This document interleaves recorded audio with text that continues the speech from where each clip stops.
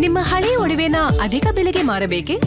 ಅಟಿಕಾಗೆ ಕಾಲ್ ಮಾಡಿ 8880 Attica gold company. ಮನುಷ್ಯರು ಯಾಕೆ ನಮ್ಮ ಡೇಟಲ್ಲಿ ಲೂಸ್ ಆಗಿರ್ತಾರೆ, ನಮ್ಮ ಡೇಟಲ್ಲಿ ಯಾಕೆ ಫಿಕ್ಸ್ ಆಗುತ್ತೆ? ನಾನು ಕೇಳೋದು ಇದನ್ನು. ನಾನೊಬ್ಬ ಜ್ಯೋತಿಷ್ಯನ್ ರೀ, ಅಸ್ಟ್ರಾಲಜನು. ನಾನು ಹೇಳೋದ್ರಿಂದ ಜ್ಯೋತಿಷ ಅಸ್ಟ್ರಾಲಜನು ಇಲ್ಲ. ನಾನು ಬೇರೆ ಇಟ್ಕೆ ಬಂದ್ರಿ, ನಾನು ದೇವ್ರು ಅಂತ ಇಟ್ಕೊತೀನಿ. ಅವಧೂತ ಅಂತ ನಾನು ಇಟ್ಕೊಳಕ್ಕೆ ಇಷ್ಟಪಡಲ್ಲ. ಆರ್ಯವರ್ಧನು ಬೇಡ, ನ್ಯೂಮರಾಲಜು ಬೇಡ, ಅಸ್ಟ್ರಾಲಜನು ಬೇಡ. ನನ್ನ ಹೆಸರೇ ದೇವ್ರು ಅಂತ ಇಟ್ಕೊಬಿಡ್ತೀನಿ ಮುಂದೆ. ಯಾಕೆ ಬೇಕು? ನೀನೇನು ದೇವ್ರ ಅಂತಾರೆ. ನನ್ನ ಹೆಸರೇ ಇನ್ನು ಮುಂದೆ ನೋಟ್ರಿ ಮಾಡಿ ಚೇಂಜ್ ಮಾಡಿಸ್ಬಿಡ್ತೀನಿ ರೀ, ನನ್ನ ಹೆಸರೇ ದೇವರು ಅಂತ. ಯಾರು ಇಟ್ಕೊಂಡಲ್ಲ ರೀ, ಇನ್ನು ಮುಂದೆ ನೋಟ್ರಿ ಮಾಡಿಸ್ತೀನಿ ಲಾಯರಿಗೆ ಕೊಟ್ಬಿಟ್ಟು, ಸರ್ ನನ್ನ ಹೆಸರು ಆರ್ಯವರ್ಧನ್ ಬೇಡ ಸರ್, ನನ್ನ ಹೆಸರು ದೇವರು ಅಂತ ರಿಜಿಸ್ಟ್ರ್ ಮಾಡಿ ಸರ್ ಅಂತ. ಇಲ್ವಾ, ನಾನು ಇನ್ಸ್ಟಾಗ್ರಾಮ್ ಐಡಿನ ನನ್ನ ಹೆಸರನ್ನ ದೇವರು ಅಂತ ಇಟ್ಕೊತೀನಿ ರೀ, ಫೇಸ್ಬುಕ್ ಐಡಿನ ಚೇಂಜ್ ಮಾಡಿಬಿಟ್ಟು ದೇವರು ಅಂತ ಇಟ್ಕೊತೀನಿ. ಇದಕ್ಕೆ ಉತ್ತರ ಕೊಡಿ. ನಾನು ಸೈಂಟಿಸ್ಟ್ ಅಲ್ಲ, ನಾನೊಬ್ಬ ಇಲ್ಲ ಜ್ಯೋತಿಷನಲ್ಲ. ಜ್ಞಾನ ನನಗೆ ನಾನು ದೇವ್ರು ನನ್ನ ಕೆಟ್ಟದ್ದನ್ನ ಹೇಳಿಸ್ಬೋದು, ನಂಗೆ ದೇವರು ಒಳ್ಳೇದನ್ನ ಹೇಳಿಸ್ತಾನೆ. ಇದು ನಂದಲ್ಲ ಸೊತ್ತು, ದೇವ್ರು ನನ್ನ ಕೈಲಿ ಜ್ಞಾನ ಕೊಟ್ಟು ಹೇಳಿಸ್ತವನೆ. ಯಾಕೆ ಆಗಬೇಕಾಗಿತ್ತು? ಯಾಕೆ ನೆಮ್ಮದಿ ಇಲ್ಲ ಹೇಳಿ? ಇದೇ 10ನೇ ತಾರೀಕು ಮೇಡಮರೇ, 10ನೇ ತಾರೀಕು ಇವತ್ತು ನಂಗೆ ಪ್ರೋಗ್ರಾಮ್ ಮುಗೀತು. 10ನೇ ತಾರೀಕು ಜಪಾನ್ ಪಕ್ಕದಲ್ಲಿ ಕೆನಡಾದನ್ನ ಏನೋ ಒಂದು ಊರು ಬರುತ್ತೆ, ಒಂದು ಊರು ಬರುತ್ತೆ, ಕೊಚ್ಚಿ ಹೋಗುತ್ತೆ. 100% ಗೊತ್ತಿದ್ರೆ ಕೇಳಿಸಿ ಕಿವಿಲಿ ಅದು ಯಾವ ಊರು ಅಂತ. 100% ಕೆ ಅಕ್ಷರ, ಸಾವಿರಾರು ಬಿಲ್ಡಿಂಗ್ ಬಿದ್ದೋಗುತ್ತೆ. 100% ಬಿಲ್ಡಿಂಗ್ ಬಿದ್ದಿರೋ ವೀಡಿಯೋಗಳಿದ್ರೆ ದಯವಿಟ್ಟು ಹಾಕಿ. ಭೂಕಂಪ ಆಗಿ ಸಾಕಷ್ಟು ಬಿದ್ದೋಗುತ್ತೆ ಬಿಲ್ಡಿಂಗು. ಕೊಲಂಬಿಯಾ ವೆನೆಜುವೆಲಾದಲ್ಲೆಲ್ಲ ರೀಸೆಂಟ್ ಆಗಿ ಆಯಿತು. ಅದು 10ನೇ ತಾರೀಕು ಆಯಿತು. ಹೌದು, 8 ಪಕ್ಕ 10 ಬಂತು. ಸಾಕಷ್ಟು ಬಿಲ್ಡಿಂಗ್ ಬಿದ್ದೋಗಿದೆ. ಅದೊಂಚೂರು ವೀಡಿಯೋ ಇದ್ರೆ ಹಾಕಿ. ಯಾಕೆ ನನ್ನ ಡೇಟಲ್ಲಿ ಬಿಲ್ಡಿಂಗ್ ಬೀಳ್ತವೆ, ಬೇರೆ ಡೇಟಲ್ಲಿ ಯಾಕೆ ಬೀಳಲ್ಲ? ತುಂಬ ಶಾಕಿಂಗ್ ನ್ಯೂಸು. 10ನೇ ತಾರೀಕೇ ಸಾಕಷ್ಟು ಜನ ಬಿಲ್ಡಿಂಗ್ ಬಿದ್ದು ಸಾಕಷ್ಟು ಜನ ಸತ್ತೋಗ್ತಾರೆ ಪ್ರಪಂಚದಲ್ಲಿ. ಇದು ನಮ್ಮ ಕರ್ನಾಟಕದಲ್ಲಿ ಆಗಬೇಕು ಅನ್ನೋಂಗಿಲ್ಲ. ನಿಮ್ಮ ಮನೆ ಪಕ್ಕದಲ್ಲಿ ಆಗಬೇಕು, ನಮ್ಮ ಮನೆ ಪಕ್ಕದಲ್ಲ. ದೇಶದಲ್ಲಿ ನಾವೆಲ್ಲರೂ ಮನುಷ್ಯನೇ. ಭಾಷೆ ಚೇಂಜ್ ಆಗ್ಬೋದು ರೀ, ಊಟ ತಿಂಡಿ ಗಾಳಿ ಬೆಳಕಲ್ಲ ಪ್ರಕೃತಿಲಿ ನಾವೆಲ್ಲರಿಗೂ ಸ್ವಂತ, ಆಲ್ ಓವರ್ ವರ್ಲ್ಡ್ ಎಲ್ಲರಿಗೂ ಸ್ವಂತ. ಆದರೆ ನಾವು ಆಲ್ ಓವರ್ ವರ್ಲ್ಡಿಗೆ ಹೇಳ್ತಾಯಿದ್ದೀವಿ, ಪಕ್ಕ ಹೇಳ್ತಾ ಇರೋದು. ಬೇರೆಯವ್ರ ಥರ ಇದನ್ನೇ ಜ್ಯೋತಿಷನ ಇಟ್ಕೊಂಡು ಬೂಟಾಟಗೆ ನನ್ನ ಹೆಂಡ್ತಿ ಮಕ್ಕಳು ಸಾಕಬೇಕು ಅನ್ನೋಂಗಿಲ್ಲ. ನನ್ನ ಹೆಂಡ್ತಿ ನಾನು ಮದುವೆ ಆಗ್ಬೇಕಾದ್ರೆ ಗೌರ್ಮೆಂಟ್ ಕೆಲಸದಲ್ಲಿದ್ದರು ಮೇಡಮ್. ಏನು ಹೇಳಿ, ನಾನು ಮದುವೆ ಆಗ್ಬೇಕಾದ್ರೆ ಗೌರ್ಮೆಂಟ್ ಕೆಲಸ. ಈ ದುಡ್ಡಲ್ಲಿ ನನ್ನ ಹೆಂಡ್ತಿ ಯಾವತ್ತೂ ಬದುಕಿಲ್ಲ. ಇವತ್ತರೆಗೂ ನನ್ನ ಹೆಂಡ್ತಿ ಒಂದು ಚಪ್ಪಲಿ ತಗೊಡಿ ಅನ್ನಲ್ಲ. ಪ್ರಾಮಿಸ್. ಶಾಕಿಂಗ್ ನ್ಯೂಸ್ ನನಗೆ, ತುಂಬ ನಂಗೆ ಶಾಕಿಂಗ್ ನ್ಯೂಸ್. ಒಂದು ಜೊತೆ ನನ್ನ ಹೆಂಡ್ತಿ ಏನೂ ಕೇಳಲ್ಲ. ನನ್ನ ಮಗಳು ಅಷ್ಟೇ, ನನ್ನ ಮಗಳನ್ನ ಈ ಸ್ಕೂಲಿಗೆ ಫಸ್ಟ್ ಬರ್ತಾಳೆ, ಆ ಲೆವೆಲ್ಗೆ ಇದ್ದಾಳೆ ನನ್ನ ಮಗಳು. ಏನು ಹೇಳಿ, ಶಾಕಿಂಗ್ ನ್ಯೂಸು, ತುಂಬ ದೊಡ್ಡ ಶಾಕಿಂಗ್ ನ್ಯೂಸು. ಮೊನ್ನೆ ನನ್ನ ಲೈಫಲ್ಲಿ ನನಗೆ ಓದಿಲ್ಲ, ನನ್ನ ನೋವು ನಂಗೆ ತುಂಬ ಕಾಡುತ್ತೆ. ನನ್ನ ಮಗಳು ಓದಬೇಕು ಅನ್ನೋ ಒಂದು ಆಸೆ. ಮೊನ್ನೆ ಯಾವುದೋ ಆಸ್ಟ್ರೇಲಿಯಾದಿಂದ 2 ಜಾತಕ ಹೇಳ್ತಾ ಇದ್ದೀನಿ ಬೆಳಗ್ಗೆ ಇಂಪಾರ್ಟೆಂಟ್ ಅಂತ. ಯಪ್ಪ, ಫಾರಿನ್ ಜಾತಕಗಳು ಹೇಳ್ಬಾರ್ದು ಅನ್ಸುತ್ತೆ, ಅಷ್ಟೊಂದು ಪ್ರಾಬ್ಲಮಲ್ಲಿ ಇರ್ತಾರೆ. ಅವ್ರು ಬಗೆಹರ್ಸೋಕ್ಕೆ ಆಗಲ್ಲ. ನಾನು ಅಬ್ಸರ್ವ್ ಮಾಡಿದ್ದೀನಿ. ಹೇಳಿ ಆದಮೇಲೆ ಮಗಳೇ ಒಂದು ಸ್ವಲ್ಪ ಸ್ಟೋನ್ಸ್ ಎಲ್ಲ ಹೇಳ್ತಿದ್ದೀನಿ, ಕ್ರಿಸ್ಟಲ್ಸು ಸ್ಟೋನ್ ಎಲ್ಲ ಪರಿಹಾರ ಹೇಳ್ತಿದ್ದೀನಿ, ಒಂಚೂರು ಬರ್ಕೊಡು ಮಗಳೇ ಅಂದೆ. ನಾನು ಯಾವತ್ತೂ ನನ್ನ ಮಗಳನ್ನ ಪೆನ್ ಹಿಡಿದು ಬರೀ ಅಂದಿಲ್ಲ ಯಾವತ್ತೂ. ಅವಳ ಪಾಡಿಗಳು ಬಂದು ಇಂಗ್ಲೀಷಲ್ಲಿ ಬರೆದು ಎಲ್ಲ ಲೆಕ್ಕ ಹಾಕ್ಬಿಟ್ಲು. ನಾನು ಕಳೆದೋಗ್ಬಿಟ್ಟೆ. ನಾವೆಲ್ಲ ಕನ್ನಡದಲ್ಲಿ ಬರೋದು, ಅವಳೆಲ್ಲ ಇಂಗ್ಲೀಷಲ್ಲಿ ಬರೋದು. ಅಪ್ಪ ಇಷ್ಟ ಆಯ್ತಪ್ಪ ಇಷ್ಟಂತ. ಶಾಕ್ ಆಗಿ ಹೋಗ್ಬಿಟ್ಟೆ ನಾನು. ಅಪ್ಪ ನನಗೆ ಸಾರ್ಥಕ ಆಯಿತು. ನನ್ನ ಆಫೀಸಲ್ಲಿ ಮೇಡಮರೇ, ನಾನು ಇಲ್ಲಿ ಕೂತ್ಕೊಂಡು ಜ್ಯೋತಿಷ್ಯ ಹೇಳ್ತಾ ಇರ್ತೀನಿ. ಒಬ್ರಿಗೆ ಸುಮ್ಮನೆ ಕೂತ್ಕೊಂಡು ಟೈಪ್ ಮಾಡೋಕ್ಕೆ ಅವ್ರು ಸಂಬಳ ಕೊಡುವೆ ನಾನು. ನನಗೇನು ಬೇಕಾದ್ರೆ ಟೈಪ್ ಮಾಡೋಣ. ಇವತ್ತರೆಗೂ ಓದಿಲ್ಲ ಅಂತೀವಿ. ಲಲಿತಾ ಜ್ಯುವೆಲ್ಲರ್ಸ್ ಓನರು ಇವತ್ತು ಹೆಬ್ಬೆಟ್ಟು. ಇದು ಯಾರಿಗೂ ನಿಮಗೆ ಗೊತ್ತಿಲ್ವಾ? ಅವ್ರು ಇವತ್ತು ಹೆಬ್ಬೆಟ್ಟು, ಓದಿಲ್ಲ. ಪೇಪರ್ ಓದೋಕ್ಕೆ 4 ಜನ ಸಂಬಳಕ್ಕೆ ಇಟ್ಕೊಂಡವ್ರೆ. ಅವ್ರು ಸುಮ್ಮನೆ ಬಂದು ಕೂತ್ಕೊಳ್ತಾರೆ, ಇದನ್ನು ಓದು ಅಂತಾರೆ, ಓದಬೇಕು, ತಿಳ್ಕೊಂಡು ಹೋಗ್ತಾ ಇರ್ತಾರೆ. ಅವ್ರು ಓದಲ್ಲ. ನಿಜವಾಗ್ಲೂ ಓದಕ್ಕೆ ಬರೋಕ್ಕಲ್ಲ ಅವ್ರಿಗೆ. ಎಷ್ಟು ಕೋಟಿ ಬಿಸ್ನೆಸ್ ಮಾಡ್ತಾರೆ ಆಲ್ ಓವರ್ ವರ್ಲ್ಡು. ಅವ್ರು ನಿಜವಾಗ್ಲೂ ಹೆಬ್ಬೆಟ್ಟು.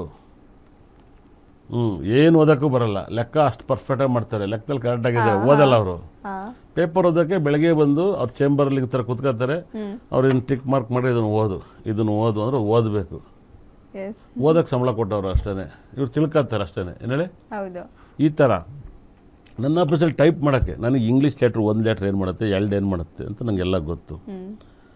ನಾನು ಯಾವಾಗಲೂ ಎಲ್ಲ ಅಕ್ಷರ ಸರಿಯಿಲ್ಲ ಅಂತ ಹೇಳ್ತಾ ಇದ್ದೆ. ಮೊನ್ನೆ ಯಾಕೆ ಪೆಜ್ಜೋಲವ್ರು ಅಷ್ಟು ಪ್ರಾಬ್ಲಮ್ ಆಗಬೇಕಾಯ್ತು? ಆಮೇಲೆ ನಾನು ಬುದ್ಧಿವಂತಾಗಿ ಮಾತಾಡ್ತೀನಿ. ಪೊಲೀಸ್ ಸ್ಟೇಷನ್ ಒಳಗಡೆ ವಿಡಿಯೋ ಮಾಡಿ ಆಚೆ ಬರ್ತವೆ. ಏನು ಅರ್ಥ ಅದು? ಜೈಲೊಳಗಿಂದ ಹೌದು. ಏನು ಅರ್ಥ ಅದು? ಹಾ, ಅಲ್ಲಿ ಯಾರು ಸಸ್ಪೆಂಡ್ ಆಗ್ಬೇಕು ಅನ್ನೋದೇ ಗೊತ್ತಿಲ್ಲ ಇನ್ನು ರೂಲ್ಸಲ್ಲಿ. ಭಾಳ ಮಿರಾಕಲ್. ಇದನ್ನೇ ನಾನೊಂದು ಭಾಳ ವಿಶೇಷವಾಗಿ ನಾನು ರಂಗಣ್ಣವ್ರು ಕೇಳಿದಾಗ ಹೇಳ್ತಾರೆ 1 2 3 ಮಾಡಿರಿ ಅಂತಾರೆ ಅವರು.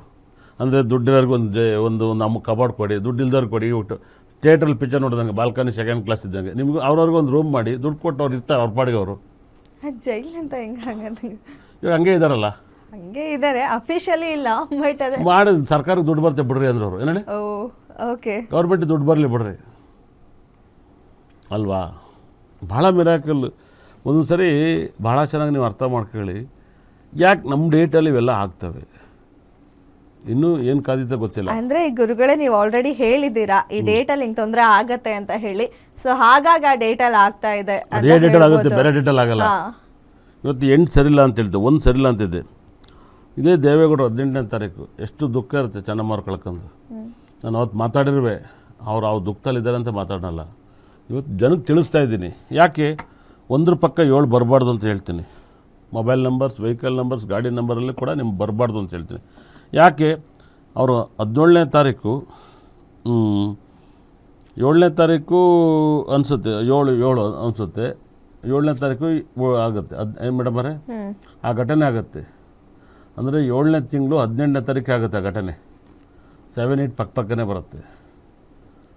7ನೇ ತಾರೀಕು 7ನೇ ತಿಂಗಳು 18ನೇ ತಾರೀಕು ಈ ಘಟನೆ ನಡೀತೈತೆ. ಈ ಘಟನೆ ನಡೆಯೋ ಕಾರಣ ಮಿರಾಕಲ್ ಇಲ್ಲಿ 7, 8 ಪಕ್ಕ ಬರುತ್ತೆ. ಅದೇ ಮೊನ್ನೆ 4ನೇ ತಾರೀಕು 8ನೇ ತಿಂಗಳು ಆ ಪ್ಲೇಟ್ ಅಲ್ಲಿಂದ ಇಳಿತೈತೆ, ಸ್ಟಾಲಿನ್ ಹಾಕ್ತಾರೆ. ಇದೆಲ್ಲ ಎಷ್ಟು? ಅದಕ್ಕೆ 7 ಪಕ್ಕ 8 ಮೊಬೈಲ್ ನಂಬರ್ ಬರಬಾರ್ದು ಅಂತ ಹೇಳ್ತೀನಿ. 7 ಪಕ್ಕ 8 ಮೊಬೈಲ್ ನಂಬರ್ ಬರಬಾರ್ದು, ಮತ್ತು 4 ಪಕ್ಕ 8 ಮೊಬೈಲ್ ನಂಬರ್ ಬರಬಾರ್ದು, ಮತ್ತು 29 2 ಪಕ್ಕ 9 ಬರಬಾರ್ದು. 2 ಪಕ್ಕನೂ ಕೂಡ 9 ಬರಬಾರ್ದು. ಇಲ್ಲಿ ನಾನು ಹೇಳ್ತಿರೋದು ನಿಜವಾಗ್ಲೂ ಕೂಡ ತುಂಬ ಜನ ಹುರ್ಕಾತೀರ ಅನಿಸುತ್ತೆ, ಆದರೆ ಗೊತ್ತಿಲ್ಲ. ನನಗೆ 15 ವರ್ಷ 20 ವರ್ಷದಿಂದ ನನಗೆ ಭಕ್ತರಾಗಿ ನನ್ನನ್ನು ದೇವರಾಗೂ ಕೂಡ ತುಂಬ ಜನ ನೋಡ್ತಾರೆ. ನೀವು ನನ್ನ ಪಾಲಿಗೆ ದೇವರು ಅಂತಾರೆ ಲೈವಲ್ಲಿ ಫೋನ್ ಮಾಡಿ. ಇವಾಗಲೂ ಕೂಡ ಕಾಲಿಗೆ ಬೀಳ್ತಾರೆ ದೇವರು. ಇನ್ನು ನಿನ್ನೆ ನನ್ನ ಹತ್ರ ಕ್ರಿಶ್ಚಿಯನ್ಸ್, ಮುಸ್ಲಿಮ್ಸ್ ಎಲ್ಲ ಬರ್ತಾರೆ. ಅವ್ರಿಗೆಲ್ಲ ನೇಮ್ ಇಟ್ಕೊಟ್ಟಿದ್ದೀನಿ. ಕ್ರಿಶ್ಚಿಯನ್ಸರಿಗೂ ನೇಮ್ ಇಟ್ಕೊಡ್ತೀನಿ, ಮುಸ್ಲಿಮ್ಸರಿಗೂ ನೇಮ್ ಇಟ್ಕೊಡ್ತೀನಿ. ಅಂದ್ರೆ ಅವರು ಈ ತರ ಜಾತಕ ಹೌದು, ನೋಡಿ ವಿತಿನ್ ನನ್ನ ಹತ್ರ ಕೇಳಿ ಫಾರಿನ್ಗೆಲ್ಲ ಹೋಗಿರೋರು ಇದ್ದಾರೆ. ನಾನು ವಾರಕ್ಕೆ ಒಂದು 10 ಜನರು ಕ್ರಿಶ್ಚಿಯನ್ಸ್, ಮುಸ್ಲಿಮ್ಸ್ ಬರ್ತಾರೆ ನನ್ನ ಹತ್ರ ಜ್ಯೋತಿಷ ಕೇಳೋಕ್ಕೆ.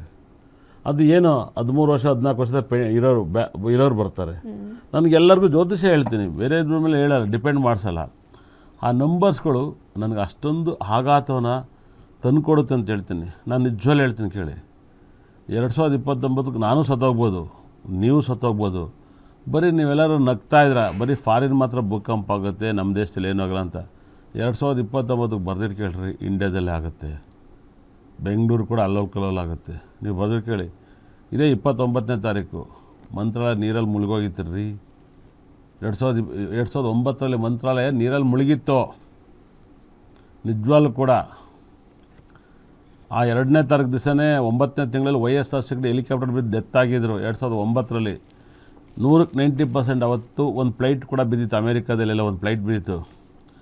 2029ಕ್ಕೆ ನೀವು ನೋಟ್ ಮಾಡ್ಕೊಳ್ಳಿ, ಜಗತ್ತು ಹತ್ತಿ ಉರಿತೈತೆ. ಹೊಸ ಕಾನೂನು 30% ಚೇಂಜ್ ಆಗುತ್ತೆ ಅಂತ ಹೇಳ್ತಿದ್ದೀನಿ. ಇವಾಗಲೇ ಸಾಕಷ್ಟು ಕಾನೂನುಗಳು ಚೇಂಜ್ ಆಗ್ತಾಯಿದ್ದಾವೆ. ಅದೇ ಥರ ಈ ಘಟನೆಗಳೆಲ್ಲವೂ ನಡೆಯೋದು ನಾನು ಹೇಳಿ ಡೇಟಲ್ಲಿ. ಖಂಡಿತಲ್ಲೂ ಕೂಡ ಇನ್ನು ಮುಂದೆ ನನ್ನ ಫೇಸ್ಬುಕ್, ಇನ್ಸ್ಟಾಗ್ರಾಮೆಲ್ಲ ದೇವರು ಅಂತ ಹೆಸರಿಡ್ತೀನಿ 100%. ಈ ಆರ್ಯವರ್ಧನೂ ಬೇಡ, ಏನೂ ಬೇಡ. ಏನು ಹೇಳಿ, ಯಾರು ನೀವು ಕೇಳಿರಕ್ಕಲ್ಲ ದೇವರು ಅಂತ.